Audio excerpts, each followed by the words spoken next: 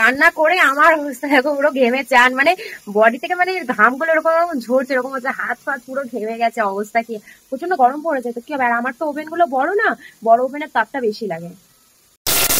Hello friends, আজকে বানানো হচ্ছে সোয়াবিন আলুর তরকারি।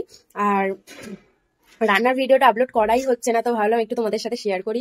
আর কিছু না, ওদিকে সোয়াবিনটা সেদ্ধ হচ্ছে, চলো তোমরা দেখতে থাকো ভিডিওটা। কিন্তু সেদ্ধ করতে বসিয়ে দিয়েছি, আর এটা মোটামুটি সেদ্ধ হয়ে গেলেই আমি একটা ঝুড়িতে ছেঁকে রাখবো। তারপর কি কি মশলা করেছি চলো দেখি। কুচি করে কেটে নিয়েছি, দেখো এরকমই কুচি কুচি করে পেঁয়াজ কেটে নিতে হবে। আর ওদিকে কিন্তু মশলা আরো করেছি, এই যে এরকম মিক্সারে কিন্তু টমেটো, কাঁচা লঙ্কা, আদা আর রসুন, ব্যাস আর কিছু না।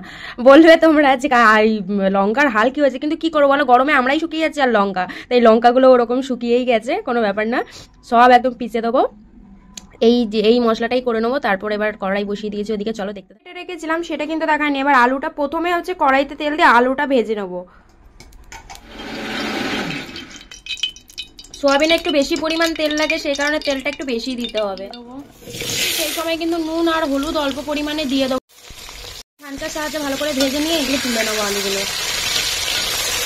আমি অনেক সময় আলুগুলো তুলি, আবার অনেক সময় তুলি না, তার কারণ সোয়াবিন এত তেলে দিলে না সোয়াবিন সব তেল টেনে নেবে। দেখছি কি করা যায়, অনেকটা বেশি আছে, তো আমি ভাবলাম যে আমাকে তো সোয়াবিনটাও ভাজতে হবে, সব সোয়াবিন নাহলে তেলটা টেনে নেবে। ওর জন্য এরকম ভাবে তেলটা কিছুটা বের করে দিই। এখন সোয়াবিন আলুটা একসাথে ভেজে তুলে নিয়ে আবার তেল দিয়ে মশলাটা করে নেবো। হিট হয়ে গেছে কড়া কিন্তু অনেক, এই যে সোয়াবিন গুলো দিয়ে দেবো, কিন্তু হয়ে গেছে। আমি কিন্তু এই ছাঁচার সাহায্যে সব তুলে নেবো। নিয়েছি নাবি, এবার এই পেঁয়াজটা দিয়ে দেবো। আচ্ছা, পেঁয়াজটা যখন দেবে অবশ্যই কিন্তু পেঁয়াজের মধ্যে নুন দেবে, তাহলে কিন্তু পেঁয়াজটা তাড়াতাড়ি গলে যাবে। কিন্তু এখানে ভাজা ভাজা হয়ে গেছে, এই যে মশলাটা তৈরি করে রেখেছিলাম সেটা দিয়ে দেবো।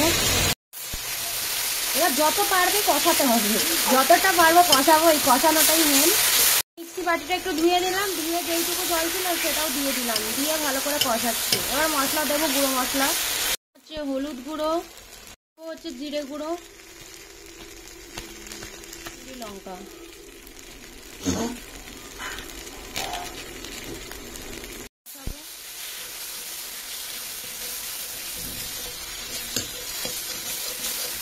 কারণ এসেছে না বলো। হ্যাঁ, তোমরা কিন্তু কেউ গুঁড়ো লঙ্কা ইউজ করবে না, আমিও করি না, আমি কোনোদিন করি না। গুঁড়ো লঙ্কা এই গরমে খাওয়া খুবই ক্ষতিকর, ওই কারণে আমি একটুখানি কাশ্মীরি লঙ্কা দিয়েছি। তাও যদি তোমরা বাড়িতে করে খাও, কাশ্মীরি দেওয়ারও প্রয়োজন নেই, আমাকে কালারের জন্য একটু দিতে হয়, যেহেতু আমি এটা সেল করি আমাকে দিতেই হবে। হচ্ছে নুন, সোয়াবিন গুলো আর আলুটা দিয়ে দেবো, দিয়ে ভালো করে কষাবো। হচ্ছে জল দিচ্ছি সামান্য, জল দিয়ে না কষালে লেগে যাচ্ছে, সেই কারণে জল দিয়ে দিয়ে কষাচ্ছি। অবস্থা টোটালি খারাপ, এরকমই চলে আমার সারাটা দিন, এরকমই যায়। অ্যালবেস্টার না, সেই কারণে বেশি গরম।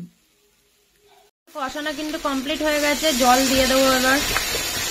আপনাদের যতটা পরিমাণ মনে হবে আপনারা জল দেবেন, আমি আরো জল দেবো, কারণ সোয়াবিনের জল টেনে নেয় অনেকটা। দিয়ে দেবো একটা ঢাকা দিয়ে দেবো, একটু সেদ্ধ হয়ে যাক। হয়ে গেছে, ঢেলে নিচ্ছি। একটু মাখা মাখাই হয়েছে।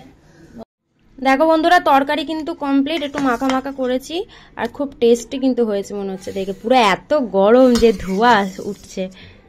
আমার কিন্তু এই রেসিপিটা ভালো লাগলে তোমরা কিন্তু লাইক, কমেন্ট, শেয়ার করতে একদম ভুলবে না, তাহলেই তো আমি আরো সুন্দর সুন্দর এরকম টাইম বের করে তোমাদের সাথে রেসিপি দেখাবো, তোমাদের সামনে তুলে ধরবো। চলো, ভিডিওটা ভালো লাগলে লাইক, কমেন্ট, শেয়ার করে দিও। আজকের জন্য টাটা।